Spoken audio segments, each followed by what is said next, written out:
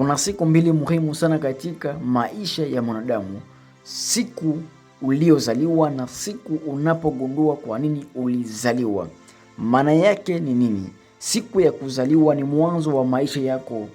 Uwepo wako duniani unaanza siku unapogundua kusudi lako, kusudi la kuumba kwako hapa duniani. Hii ndiyo siku maisha yako yanapata mwelekeo na maana halisi. Unaanza kuishi sio tu kwa kuishi, bali kwa sababu unajua unalenga nini. Kwa nini hii ni muhimu zaidi?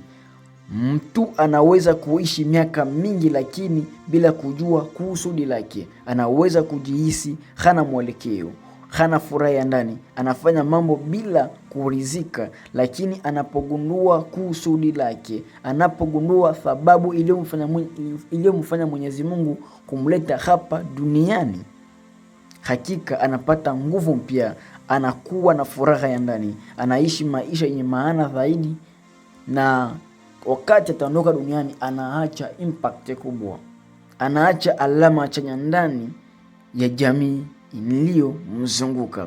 Kwa ufupi ni hivi: kuzaliwa ni zawadi, lakini kugundua kusudi lako ndio kuna kufanya maisha yako yawe ya thamani kweli.